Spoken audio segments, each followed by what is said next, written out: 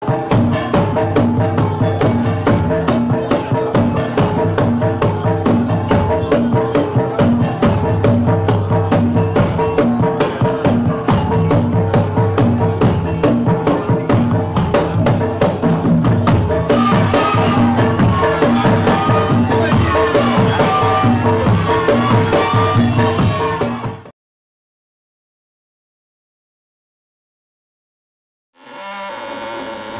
adalah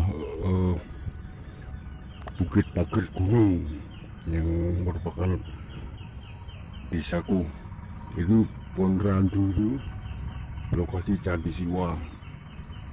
Pager Gunung ini menjadi etimologi Pager Gunung, jadi nama RW Pager Gunung jadi Ger Gunung. Lalu di sebelahnya itu desa dusun Panjangan, RW Panjangan. Panjangan artinya tanah pemberian. Itu lokasi Candi Brahma, sedangkan Ger Gunung lokasi Candi Wisnu, dan Pohon Randu tadi ada Candi Siwa. Dusun kue tepat berada di sana, dan di sana itu sebelah yang pohon kelapa itu kalangan, dan ini adalah deretan pohon ini namanya Prasung atau saluran air ke Petirtaan Ageng yang kini menjadi sebelah sana itu namanya Dusun Tirto. Langsung mengalir ke Sungai Elo. Sungai Elo ada di sebelah barat sana. Lalu sana itu Borobudur sekitar 11 km. Kali ini kita akan membahas masalah saluran air yang ini sudah sangat terkenal. Maksudnya sudah saya berkali-kali videokan. Karena kita ke sebelah utara, kita ada di selatan Pager Gunung. Kita sekarang ke utara Pager Gunung untuk membahas masalah saluran air yang bagi petirtaan Candi Wisnu. Karena pasti ada di atas kan, makanya mustahil ada mata air, makanya dan sungai juga tidak bisa airnya mengalir ke atas. Makanya dibuat saluran air untuk petirtaan Candi Wisnu. Kita sekarang ke utara Pager Gunung itu. Kita ada di utara dari Pager Gunung. Nah, di sini dulu lokasi ini disebut sebagai Watu Putih. Dulu hingga tahun 80-an 1980-an itu masih sering banyak ditemukan buangan janin, karena di sini untuk menggugurkan kandungan. Entah dukunnya siapa nggak tahu, tapi yang jelas bukan orang warga sini, tapi dibuang di sini. Dan kenapa disebut Watu Putih? Karena merupakan ini ibu desa saya. Ini adalah dulu lokasi mengalirnya Sungai Mangu, seperti yang tertulis dalam linggap. Di desaku disebutkan bahwa desa ini dibatasi oleh Sungai Mangu dan Kunjang. Mangu di utara dan Kunjang di selatan yang Prasung tadi ya. Ini Sungai Mangu purba, lalu dibuat dibuat saluran air untuk mengaliri Candi Wisnu. Nah, pertemuan sungai tadi itu kan dalam iman Hindu kan sakral, pertemuan dua aliran sungai, maka diberi mungkin ini ada prasasti seperti halnya diketemukan di Landi itu, di dekat situs Yoni Landi itu diketemukan batu putih bertulisan prasasti itu, dari batu putih. Mungkin sini juga dulu ada. Lalu saluran air itu dibuat mengalir ke arah sana ke Candi Brahma. Seperti kita lihat tuh banyak pohon bambu, karena pohon bambu jadi pagar luar dari halaman Candi Hindu Jawa pada abad ke-8. Nah, seperti kita lihat tuh dulu sini merupakan saluran air yang ini kita ada di lokasi di pertigaannya sungai pada abad ke-8. Lalu yang sana mengalir ke petirtaannya sekarang itu yang itu tuh ya di kolam itu, tapi batuannya udah nggak ada. Dan sana adalah lokasi Candi Brahma yang pohon bambu itu. Nah itu. Lalu jika saya saat masih kecil dulu sini, jalanan itu ada jalan setapak alas batu kotak-kotak itu, dan di kanan kirinya ada pohon mojo. Itu merupakan budaya Jawa kuno. Waktu putar lagi nih kita, gini, nih gini ki, aku jadi cilik kata itu. Orang gini jalan nih kata orang wete mojo kayak lo. Bukan itu. Makan wedhus oh.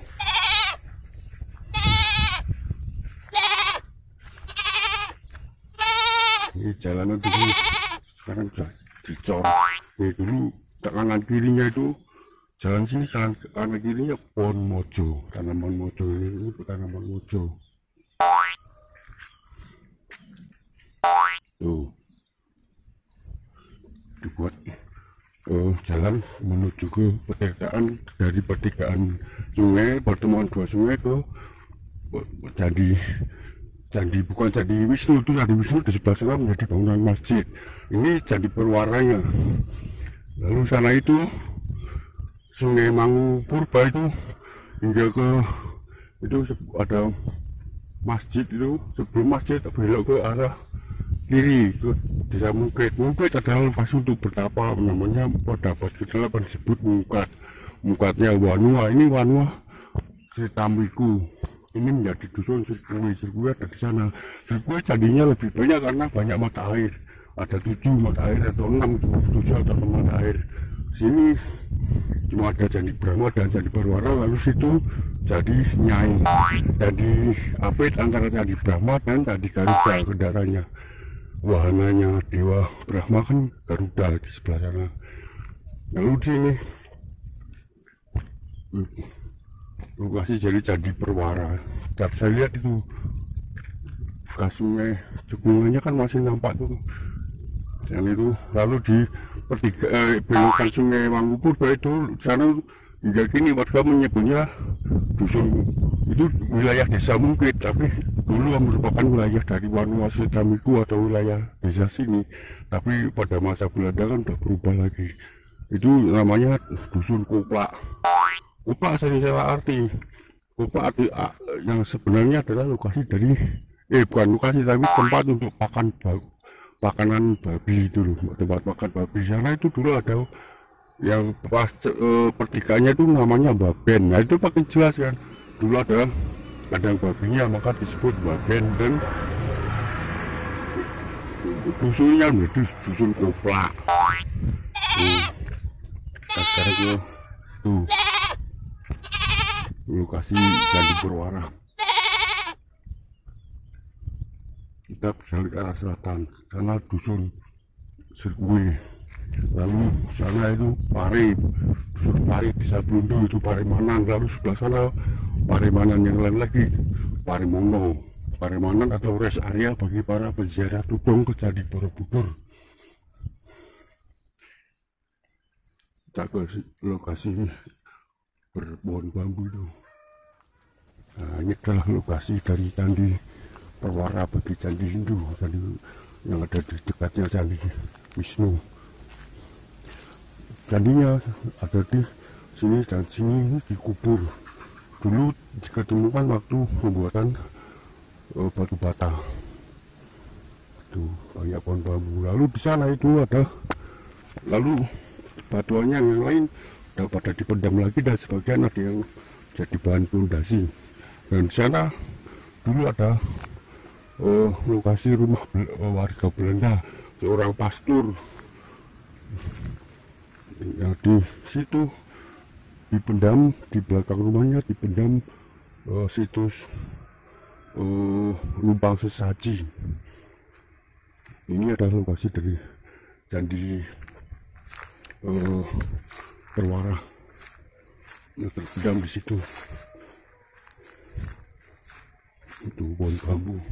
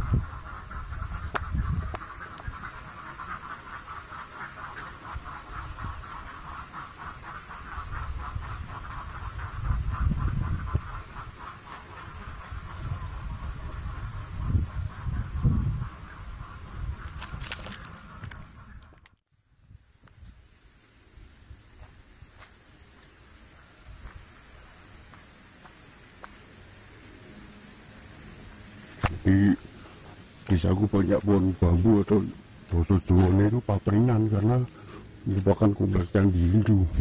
Candi Hindu dipagari oleh pohon bambu, makanya banyak bambu. Dan di sebelah sana itu Bukit Senden.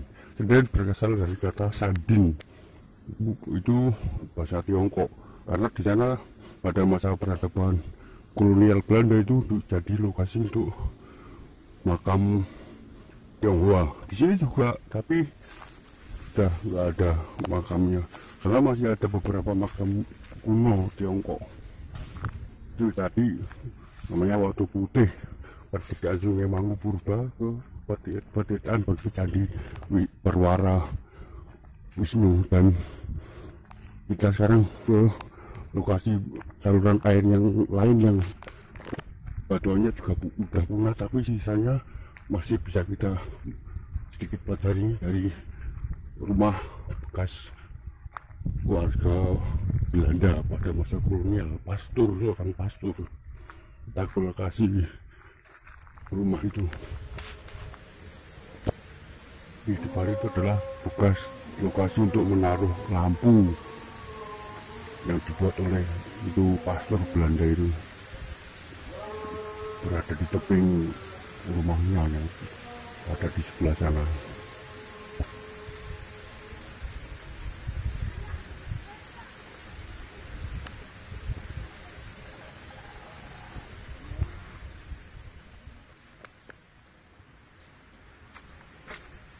Kita ada di sebelah belakang dari rumah bekas pastor Belanda pada masa kolonial Belanda.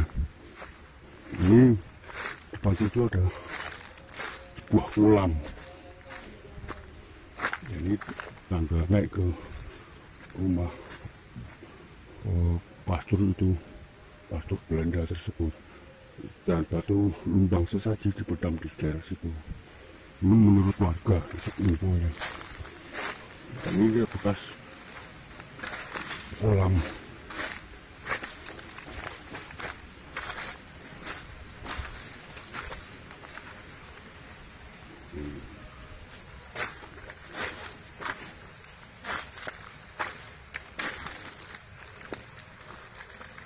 Ini merupakan dulu juga terdapat saluran air ke pertigaan Candi Wisnu yang berhulu dari mata air Muda di sebelah sana, sekitar 1 atau 2 km di desa Mukit. Itu ada mata air besar. Itu juga wilayah Wonosobo ini pada abad ke-8, karena di prasasti diketemukan prasasti yang ada di Dusun Cetak, itu sebelah selatannya Muda, yang menyebutkan wilayah batas wilayah sebelah timur. Jadi di sini dulu mengalir sungai ke pertigaan ke Candi Wisnu.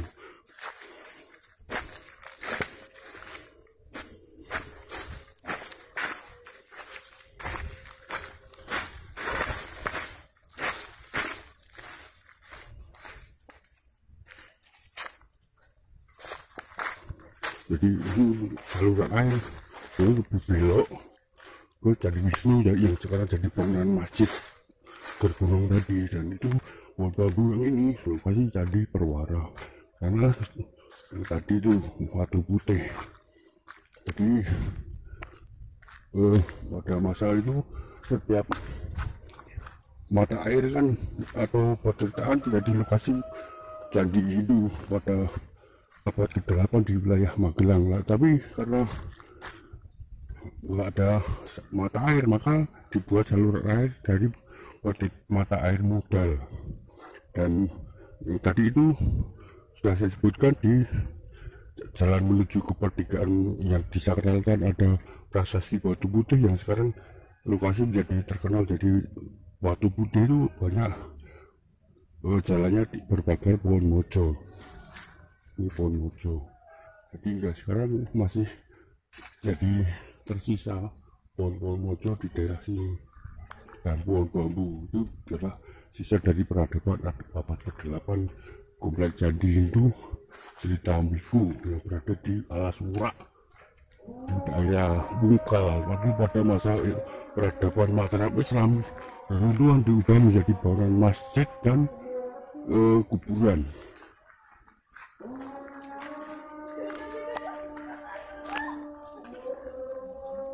Semoga berguna.